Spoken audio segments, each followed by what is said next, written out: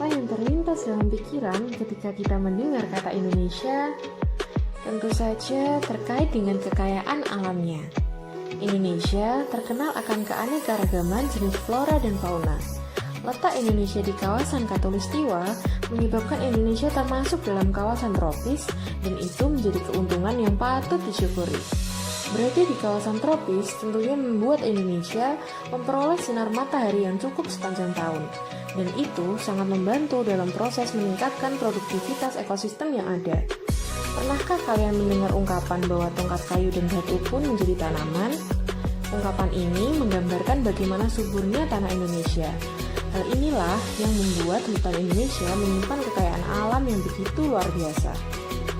Bahkan, menurut Lembaga Ilmu Pengetahuan Indonesia atau biasa disebut dengan LIPI, Indonesia menjadi negara dengan kekayaan biodiversitas terestrial tertinggi kedua di dunia. Indonesia memiliki sekitar 8.000 spesies tumbuhan dan 2.215 spesies hewan yang sudah teridentifikasi. Spesies hewan tersebut terdiri dari 515 spesies mamalia, 60 spesies reptil, dan 1.519 spesies burung, dan juga 121 spesies kupu-kupu, di mana diantaranya merupakan hewan endemik Indonesia, seperti burung jalak Bali, badak berjula 1, burung maleo, dan juga komodo. Selain itu, keindahan alam bawah laut Indonesia juga sangat mengagumkan. Kekayaan laut Indonesia dapat dilihat dari keanekaragaman hayati biota lautnya. Laut Indonesia memiliki 8.500 spesies ikan, 555 spesies rumput laut, dan 950 spesies terumbu karang. Oleh karena itu, Indonesia disebut sebagai negara dengan keanekaragaman hayati laut terbesar di dunia atau Marine Mega Biodiversity. Sangat mengagumkan, bukan? Tak hanya itu, Indonesia juga dikenal dengan keanekaragaman budayanya. Seperti yang kita ketahui bahwa Indonesia merupakan negara kepulauan yang terdiri dari belasan ribu pulau, dan setiap daerahnya memiliki ciri khas kebudayaan tersendiri.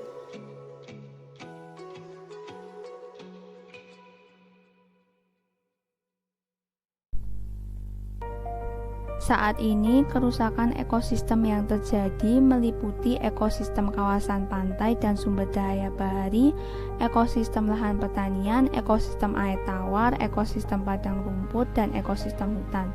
Contoh nyatanya yaitu kehilangan keragaman biodiversity, erosi tanah atau lahan yang berlebihan, kerusakan lahan yang dicirikan dengan meluasnya padang alang-alang, kelebihan tangkapan ikan atau overfishing, pencemaran udara, kemacetan lalu lintas di kota-kota besar yang diantaranya dapat berdimensi lokal, regional, maupun global.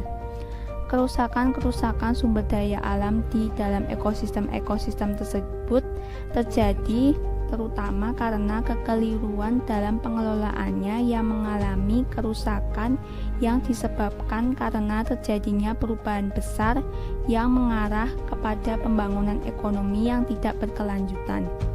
Padahal sumber daya tersebut merupakan pendukung utama bagi kehidupan manusia dan karenanya menjadi sangat penting kaitannya dengan kegiatan ekonomi dan kehidupan masyarakat manusia yang mengarah kepada kecenderungan pengurasan atau depletion dan degradasi atau degradation. Lalu, bagaimanakah dengan peran kita dalam menjaga ekosistem? Kita manusia sebagai komponen yang dominan berperan menentukan kelestarian ekosistem. Maka dari itu, beberapa tindakan seperti mengurangi kegiatan eksploitasi flora dan fauna serta menaati peraturan pemerintah dalam melindungi flora dan fauna menjadi kunci dalam menjaga ekosistem.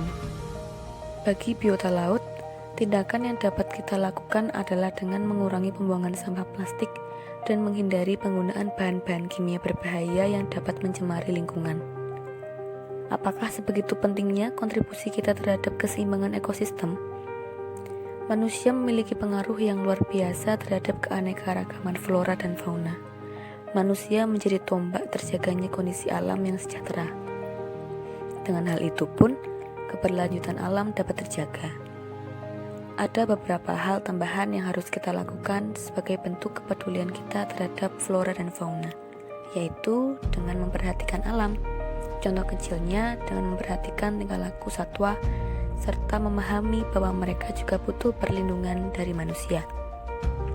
Dan untuk alam, kita harus menganggap bahwa alam yang semakin hari semakin rusak membutuhkan tindakan nyata dari manusia. Kepedulian seperti memperhatikan alam adalah langkah yang kecil dalam membangun pandangan manusia yang bijak dalam menjaga ekosistem.